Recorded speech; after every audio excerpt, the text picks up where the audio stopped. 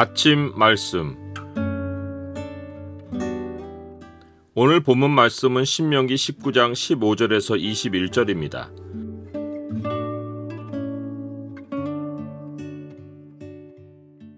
오늘 본문을 죄의 창으로 보면 거짓말의 결과가 어떻게 죄인에게 돌아가는지가 보입니다. 죄의 창을 보여주는 구절은 19장 19절입니다.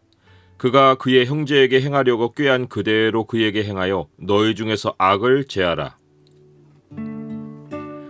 하나님 법정에서는 모든 악과 모든 죄를 다루는 일에 하나의 예외 없이 증인을 세웁니다. 그래서 십계명의 9번째인 내 이웃에 대하여 거짓 증거하지 말지니라 라는 계명은 공의를 집행하는 근본 원칙입니다. 재판관이 최종 판단을 내리기 위해서는 증인의 진술이 결정적이고 증인의 옳은 진술은 공의의 판단을 위한 필연적 요구입니다. 위증은 하나님 백성의 사법체계를 뿌리부터 흔드는 범죄이고 때에 따라 한 인생을 죽이는 살인 행위가 될 수 있습니다. 모세는 증인의 공정성을 확립하기 위하여 사람의 모든 악에 관하여 또는 모든 죄에 관하여는 한 증인으로만 정할 것이 아니오 두 증인의 입으로나 또는 세 증인의 입으로 그 사건을 확정할 것이니라고 했습니다. 공의의 판단이 재판관과 두세 증인들의 제도로 운영되는 것은 비단 모세 율법 시대만의 제도가 아니고 하늘 법정의 운영 체제를 그대로 본뜬 모형입니다. 하나님이 두세 증인을 세워 공의로 심판하시는 일을 완전히 마무리하실 날이 있을 것인데 하나님이 모든 인류를 모아놓고 마지막 심판을 하시는 날입니다. 거기서 모든 사람의 인생에 대해 증인으로 나설 분은 예수 그리스도이십니다. 요한계시록은 예수님을 소개하며 충성된 증인으로 죽은 자 가운데 먼저 나신 자라 했고 아멘이시고 충성되고 참된 증인이시라고 했습니다. 예수님이 증인으로 자신을 드러내실 때는 말씀이신 모습으로 드러내실 것입니다. 이는 예수님이 나를 버리고 내 말을 받지 아니하는 자를 심판할 이가 있으니 곧 나의 한 그 말이 마지막 날에 저를 심판하리라고 하셨기 때문입니다. 예수님과 함께 두세 증인들로 불려 나올 사람들이 히브리서가 소개하고 있는 구름같이 둘러싼 허다한 증인들입니다. 이들은 땅에서 믿음의 경주를 다 마치고 하나님 나라의 안식에 먼저 들어간 하나님 백성입니다. 하나님이 이들을 안식으로 들어가게 하신 사실이 이들의 입에 참된 증언이 있다는 증거입니다. 땅에서 믿음의 경주를 달리고 있는 우리도 언젠가 그 무리에 합류할 것입니다.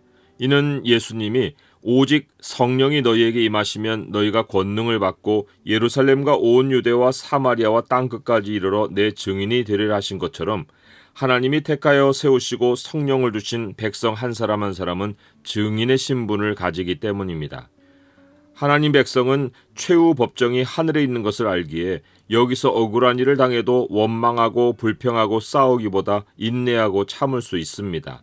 하나님은 거기에 도착해서만 아니라 여기서부터 우리가 사는 모습 하나하나의 증인이 되어 주십니다. 우리는 우리의 진실한 사정이 하나님 앞에서만 통과되면 사람의 비방과 오해는 두려워할 것이 없습니다. 사도 바울은 내가 예수 그리스도의 심장으로 너희 무리를 얼마나 사모하는지 하나님이 내 증인이시니라 라고 했습니다. 하나님이 내 증인으로 서시면 소송은 이미 종료된 것입니다. 또한 우리가 믿음의 여정을 걸어가는 성도들 앞에서 진실하면 그들도 하늘 법정에서 우리를 위해 변호해 줄 증인들입니다. 그래서 사도 바울은 우리가 너희 믿는 자들을 향하여 어떻게 거룩하고 옳고 흠없이 행하였는지 대하여 너희가 증인이요 하나님도 그러하시도다 라고 했습니다.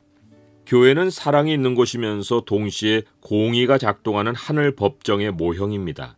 사도 바울은 목회자 디모데에게 믿음의 선한 싸움을 싸우라, 영생을 취하라, 이를 위하여 내가 부르심을 받았고 많은 증인 앞에서 선한 증언을 하였도다 라고 했습니다.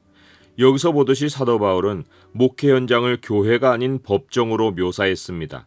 목회자의 입에서 나오는 말 한마디 한마디를 법정에서 증언하는 말로 보았고 성도들은 하나님 법정의 증인들로 앉아 있어 그 증언을 듣는 증인들로 보았습니다. 그 현장에 재판관이신 하나님이 좌정해 계신 것은 너무도 당연합니다. 하나님 백성이 증인의 신분을 망각하고 말에서 진실성을 잃고 삶에서 충성을 잃으면 땅에서와 하늘에서 자기가 존재해야 할 목적을 잃은 것입니다. 성도는 땅에서는 예수 그리스도의 몸된 교회에서 증인이고 하늘에서는 만물의 심판자이신 하늘 법정의 증인입니다. 증인의 생명은 진실성인데 말의 이중성이 있고 삶의 신뢰성이 없으면 그것이 위증입니다. 거짓으로 형제를 모함하지 않으면 위증하지 않은 것이 아니라 바르게 증언해야 할 증인의 신분을 잃으면, 더더군다나 하나님 백성이 거짓을 일삼고 살면 하나님 백성의 모든 삶은 위증이 되는 것입니다. 위증에 대한 형벌은 형제를 거짓으로 모함하여 해를 입힌 그대로를 위증한 자에게 돌려주는 것입니다. 이 형벌에는 긍휼함이 작동하지 않습니다. 모세는 내 눈이 긍휼히 여기지 말라, 생명에는 생명으로, 눈에는 눈으로, 이에는 이로, 손에는 손으로, 발에는 발로이니라 고 형벌 원칙을 정해 주었습니다. 긍휼히 여기지 말라고 해서 반대로 마땅히 받을 형벌 이상을 선고할 수도 없습니다. 위증 형벌에는 범죄 이상의 형벌을 가하지 못하는 원칙이 담겨 있습니다. 하나님이 행하시는 심판의 기본 원리는 각 사람의 행위대로 갚아주시는 것입니다. 그러나 우리는 사소한 거짓말 한마디가 다른 사람을 죽일 수 있다는 사실을 압니다. 작은 거짓이 다른 거짓을 낳고 그 거짓이 또 다른 거짓을 낳아 피해 당사자가 마음의 괴로움을 품고 극단적 선택을 할 수도 있습니다.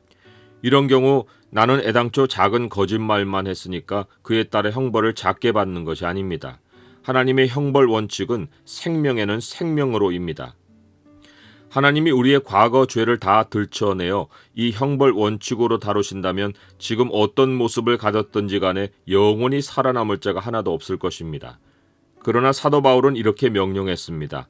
너희도 전에 그 가운데 살 때에는 그 가운데서 행하였으나 이제는 너희가 이 모든 것을 벗어버리라. 곧 분함과 노여움과 악의와 비방과 너희 입에 부끄러운 말이라. 너희가 서로 거짓말을 하지 말라. 옛사람과 그 행위를 벗어버리고 새사람을 입었으니 이는 자기를 창조하신 이의 형상을 따라 지식에까지 새롭게 하심을 입은 자니라.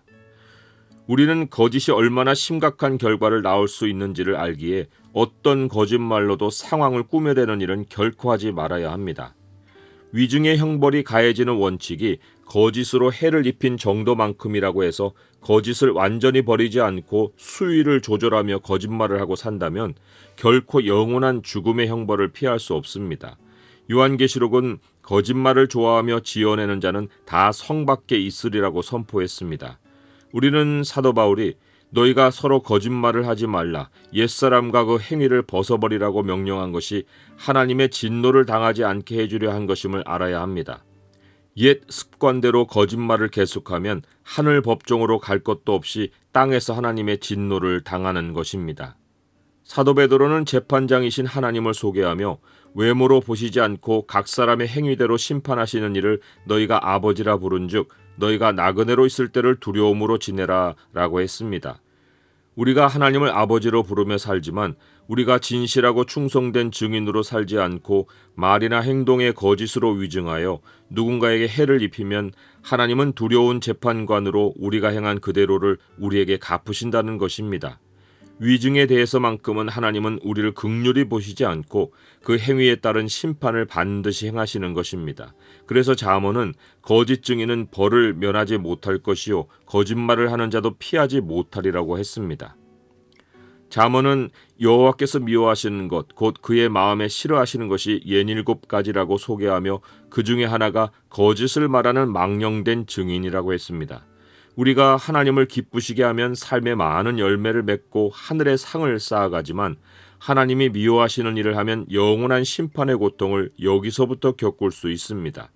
우리는 이 땅에서의 신분이 예수 그리스도의 증인임을 한시도 잊지 말아야 합니다.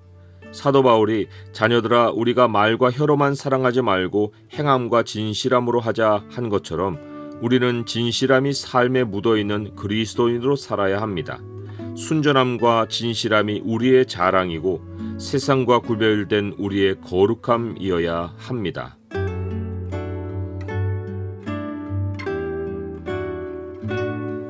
주님, 세상은 거짓을 큰 잘못으로 보지 않고 자기 이익을 위해서는 뻔뻔함이 너무도 자연스러운 일상입니다. 제가 주님의 증인으로 이 땅을 살고 있음을 늘 기억하게 하옵소서. 제 삶에서 거짓을 완전히 끊어버리고 살게 하옵소서. 예수 그리스도의 이름으로 기도드립니다. 아멘.